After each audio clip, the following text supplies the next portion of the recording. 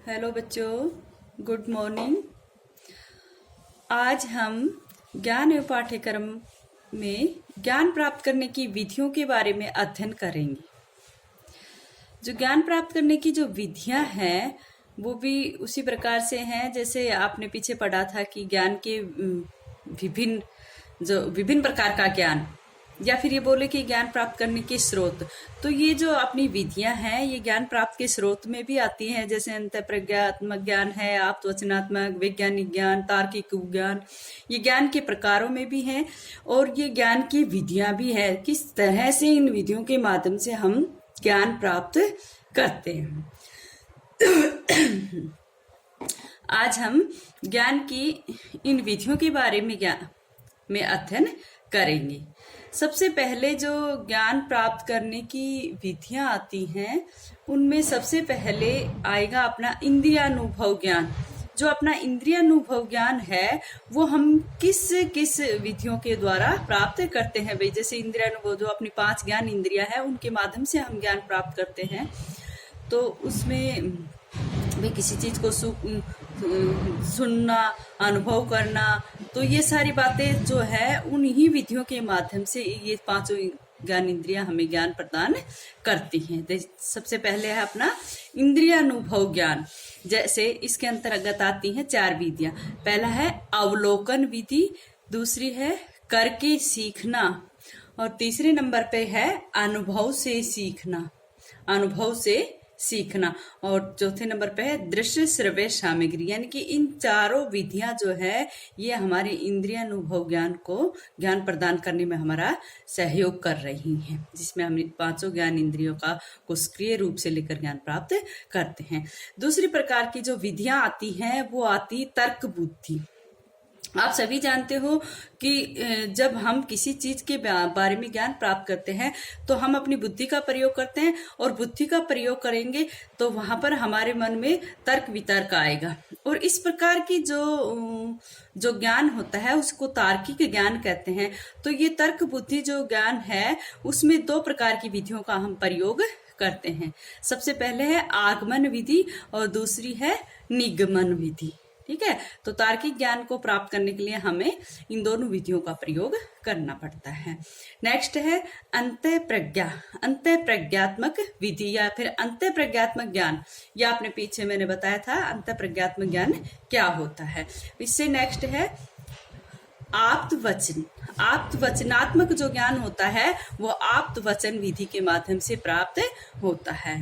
Next है एकाग्रता और ध्यान जो है वो भी हमें ज्ञान प्रदान करने वाली एक विधि है, क्योंकि ध्यान से हम बहुत अधिक ज्ञान प्राप्त कर सकते हैं या ध्यान से अधिक सिद्धियां प्राप्त कर सकते हैं। नेक्स्ट है प्रयोगात्मक विधि। प्रयोग करके जो ज्ञान प्राप्त किया जाता है वो प्रयोगात्मक विधि के माध्यम से प्राप्त किया जाता है।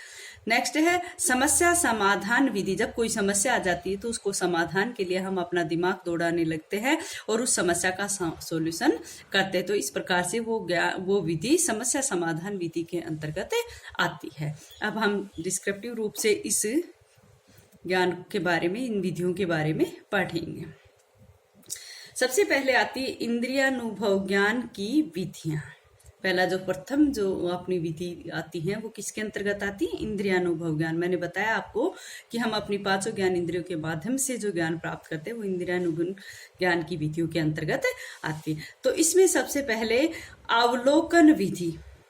ज्ञान प्राप्त करने की सबसे पहली विधि क्या है इसमें? इंद्रियानुभव ज्ञान में तो वो आती है अवलोकन विधि। अवलोकन विधि क्या होती है बेटा? कि अवलोकन करके या निरीक्षण करके। तो यहाँ पर अवलोकन के बारे में सबसे अच्छा उदाहरण एक तो रूसो ने दिया था। रूसो ने कहा था कि बच्चे को प्रकृति भी खुला छोड़ दो, बच्चा अपने स्वयं के अनुभवों के माध्यम से वहां पर सीखता है। वो प्रकृति में अपने आप व्यवहार करना और अपने आप हर चीज को अनुभव करना सीख जाता है। देखो क्या होती है अवलोकन विधि, इसमें पढ़ेंगे। हम प्रकृति के बाहरी रूप का अनेक रूपों में अवलोकन करते हैं और हमें अनेक बातों का ज्ञान होता है। हम प्रकृति का जो बाहरी रूप है उसमें स्वयं अवलोकन करते हैं और वहां देखते हैं कि हमें अनेक बातों का ध्यान आता है, अनेक बातों का ज्ञान हमें वहां पर होता है। रूसो प्रकृति को बालक की सबसे बड़ी शिक्षिका मानते हैं। रूसो जो थे वो प्रकृति को ही बालक का शिक्षक मानते थे और क्या कहते थे, उनका मानना था कि प्रारंभ के वर्षों में बालक को प्रकृति के गोद में रखकर शिक्षा देनी चाहिए। रूसो कहते थे कि प्रारंभ के समय में बच्चे को स्वतंत्र छोड़ दो प्रकृति में और वो बच्चा स्वयं अपने आप व्यवहार करना, हर चीज को अनुभव करना सीखेगा। यानी कि उनका मानना था कि प्रारंभ के वर्षों में बालक को प्रकृति की गोद में रखकर शिक्षा देनी चाहिए। अवलोकन के साथ हम प्रकृति का निरीक्षण भी करते हैं। निरीक्षण के आधार पर ही अनुभव होता है और फिर उन अनुभवों में हम अपने जीवन, समाज और देश के साथ जोड़ने का प्रयास करते हैं। यहाँ पर कहा गया है कि हम प्रकृति के साथ जब अवलोकन करते हैं तो हम कई चीजों का निरीक्षण भी करते हैं और उस निरीक्षण के आधार पर ही हमारे अनुभव जो है वो सक्रिय होते हैं। उन अनुभवों को हम अपने जीवन, समाज और देश के साथ जोड़ने का प्रयास करते हैं। और जब हम ऐसा करते हैं तो हमारे अपने अनुभव जो हैं हमें ये भी दिखाते हैं कि हम समानता भी देखते हैं और भिन्नता भी देखते हैं। दूसरों के अनुभव को हम सुनते भी हैं, उन अनुभवों के आधार पर हम कई प्रकार के मत भी देते हैं, अपने विचार भी देते हैं। और अधिक जब इस तरह के अनुभव हमारे पास हो जाते हैं तो फिर हम उनको फिर परखने की कोशिश करते हैं, उनके साथ फिर परखने की कोशिश करते हैं और ये अनुभव जो है ये ही हमारे ज्ञान की व्याख्या करने लग जाते हैं। ठीक है बेटा। नेक्स्ट है करके सीखना। ये वैसे मैंने आपको पिछली बार जो किलपैट्री की प्रायोजना विधि थी उसमें बताया भी था। करके सीखना अपने आप ही शाब्दिक अर्थ में भी दिख रहा है कि करके सीखना, किसी कार्य को क्रियात्मक रूप से स्वयं आप करोगे तो हमारा ज्ञान अधिक रुचिकर होगा और अधिक स्थायी होगा। ठीक है। जब हम स्वयं किसी कार्य को कर लेते हैं तो वो ज्ञान एक प्रकार से हम उस चीज को सीख लेते हैं और वो ज्ञान जो करके सीखते हैं उसको हम भुला नहीं सकते और वो हमें अधिक रुचिकर लगता है, हमें अच्छा लगता है कि वो ये कार्य करना और उस चीज का ज्ञान हमें आराम से, सरलता से हो जाता है। तो करके सीखना, इंद्रियों का प्रयोग करते हुए हम किसी कार्य को करते हैं और फिर उससे संबंधित ज्ञान प्राप्त करते हैं। क्या कहा गया है कि हम अपनी इंद्रियों का प्रयोग करते हुए, हम सक्रिय रूप से अपनी ज्ञान इंद्रियों का प्रयोग करते हुए किसी कार्य के करते हैं और फिर उससे संबंधित ज्ञान प्राप्त करते हैं। इस विधि से ज्ञान प्राप्त करना रुचिकर और सहज हो जाता है। भाई कोई भी कार्य हम स्वयं करते हैं तो हम उसमें रुचि ले रहे हैं इसका मतलब, और वो कार्य हमारे लिए सरलता से सीखा जाता है।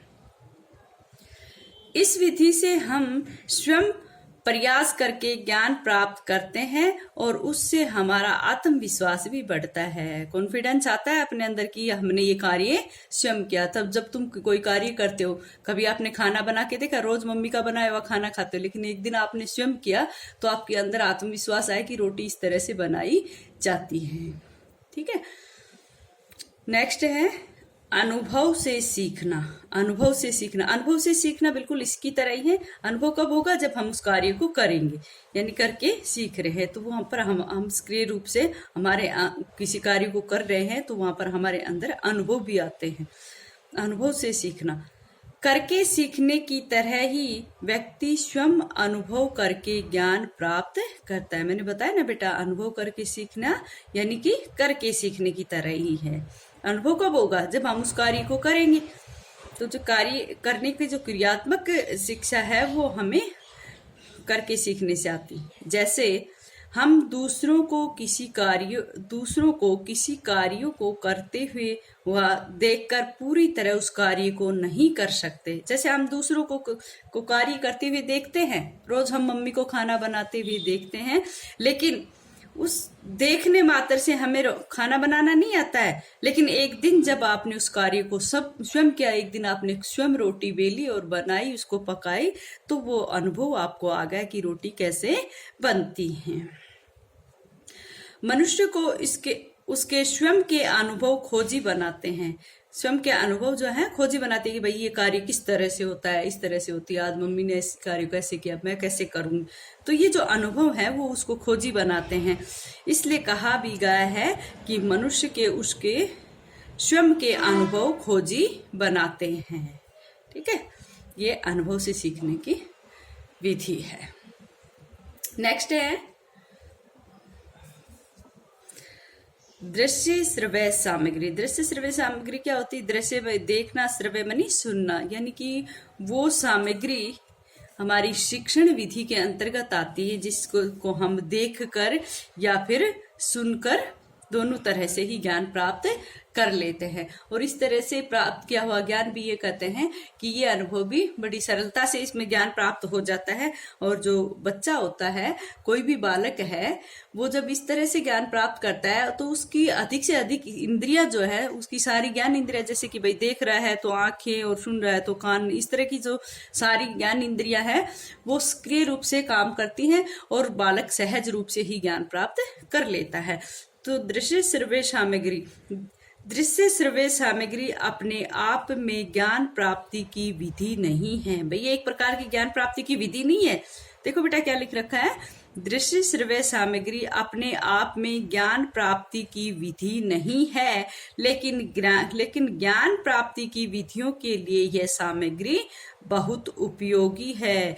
एक दिन तो आपने वैसे ही मौखिक में बोलकर पढ़ा दिया, लेकिन दूसरे दिन आपने मॉडल और चार्ट के माध्यम से या फिर कहीं पर कोई चलचित्र दिखाकर या कहीं पर बच्चों को वो दृश्य दिखाकर जब पढ़ाया, उसको वो दिखाया भी और बच्चों को सुनाया भी, तो वो ज्ञान प्राप्त करने की सबसे सर्वश्रेष्ठ विधि होगी। यानी कि ज्ञान प्राप्ति की विधियों के लिए यह सामग्री बहुत ही उपयोगी। कौन सी? तो जो दृश्य श्रव्य सामग्री आपने बच्चों को दिखाई और पढ़ाई।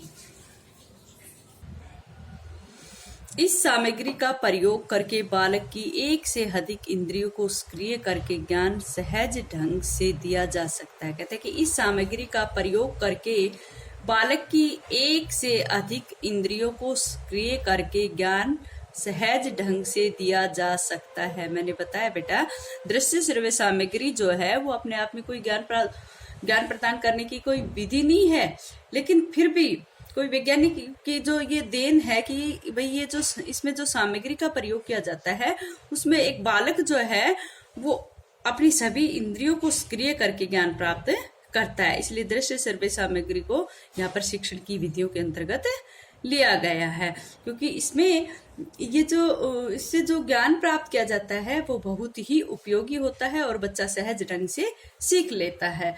ये ज्ञान प्राप्त करने की जो कठिनाई है यहाँ पर अनुभव नहीं हो पाती बालक को, क्योंकि वो उस चीज को देख भी रहा है और सुन भी रहा है, इसलिए वो सरलता से इस प्रकार के ज्ञान को प्राप्त कर लेता है। अच्छा बच्चों, आज इतना ही।